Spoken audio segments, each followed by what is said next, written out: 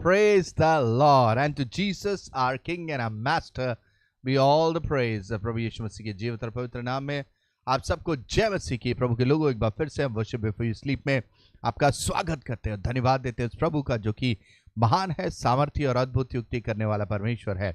आइए इस समय हम प्रार्थना करें और इस लाइव ब्रॉडकास्ट को प्रभु के हाथों में सौंपे, प्रार्थना करें कि पवित्र आत्मा हमारी अगुवाई करे। Thank you Jesus. प्यारे खुदावंद यीशु मसीह, मैं एक बार फिर से आपके पास आए, शुक्रगुजार है आपके दया अनुग्रह के लिए, शुक्रगुजार है क्योंकि आप हमसे हर पल बोलते और बातचीत करते हैं। सब इस वचन को अपने हाथों में ले प्रभु और हमसे बोले और बातचीत करें अपनी महिमा की।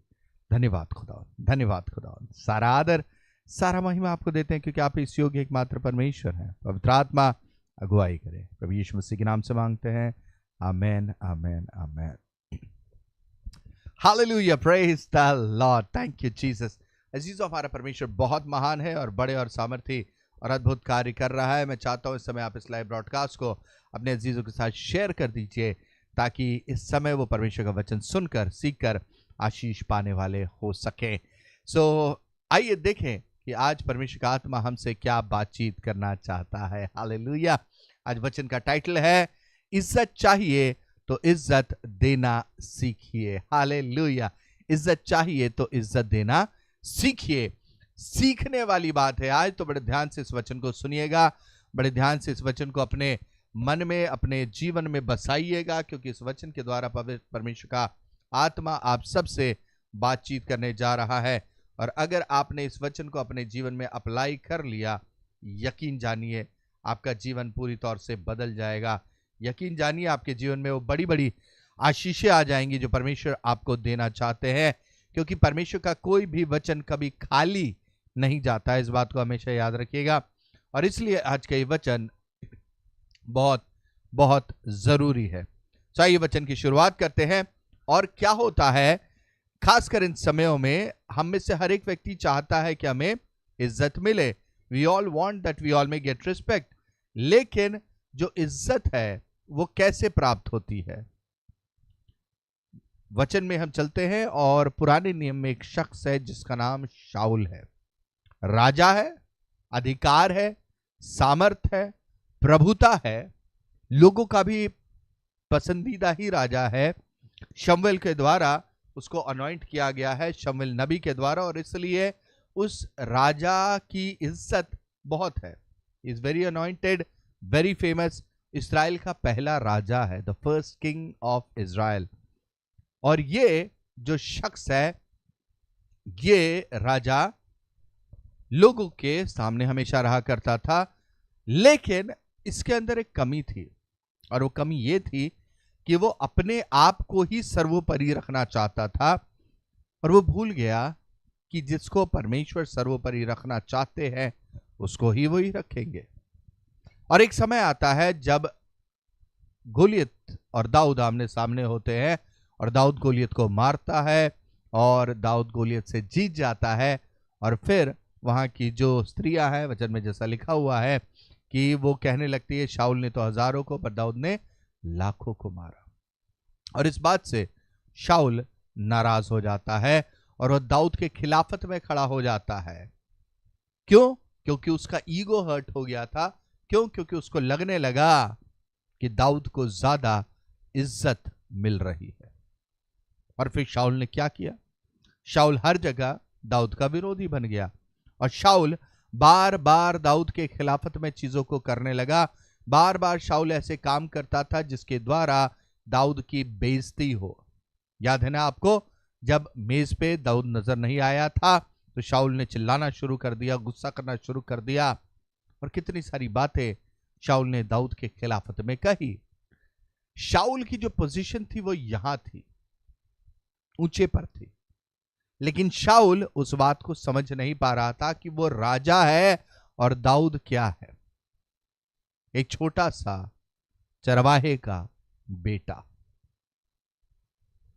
और वो उस दाऊद के खिलाफत में पड़ा हुआ था, उस दाऊद के खिलाफत में बोल रहा था। और जानते हैं ऐसा करके उसने किया क्या? शाऊल ने खुद अपनी इमेज को खराब कर लिया।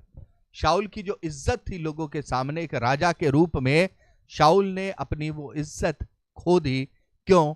क्योंकि वह दाऊद के खिलाफत में करने लगा उस शख्स की खिलाफत में जिसने कभी उसे नुकसान नहीं पहुंचाया, जिसे उसने कभी चोट नहीं दी, जिसने कभी उसके विरोध में कोई बात नहीं बोली, जिसने कभी उसको नीचा नहीं दिखाया, जिसने कभी ऐसा कोई काम नहीं किया जिसके द्वारा शाऊल का नाम नीचा होता। जबकि शाऊल यहां उल्टा कर रहा था और वह दाऊद ही के खिलाफत में, जो उसके लिए भलाई ही कर रहा था, वो उसके खिलाफत में खड़ा हो गया और उसने दाऊद की बेइज्जती करनी शुरू कर दी। राजा एक चरवाहे के बच्चे को, जो जरा सा लड़का ही है उसके लिए, और वो तो उम्रदार व्यक्ति था, जब वो उसके खिलाफत में बोल रहा था तो उसकी सारी प्रजा के लोग, उसके सारे कर्मचारी सब सुन रहे थे और वो खुद आश्चर्यचकित हो रहे थे। अरे ये तो राजा है।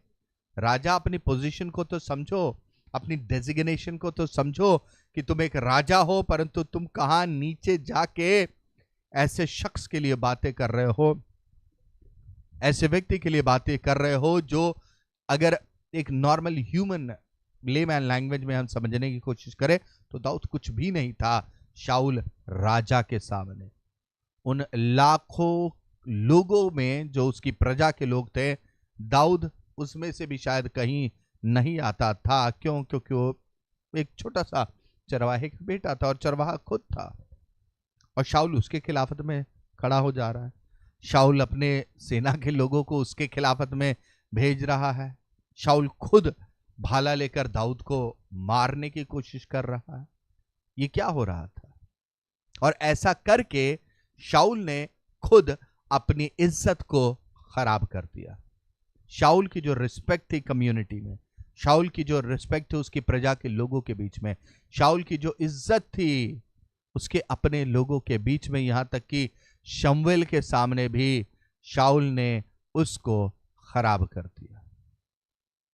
इसमें किसी और का हाथ नहीं था, पर इसमें हाथ शाऊल का खुद था, क्योंकि वो एक ऐसे जलन से भर चुका था, वो ऐसे नफरत से भर चुका था कि वो इज्जत देना भूल गया, वो रिस्पेक्ट देना भूल गया।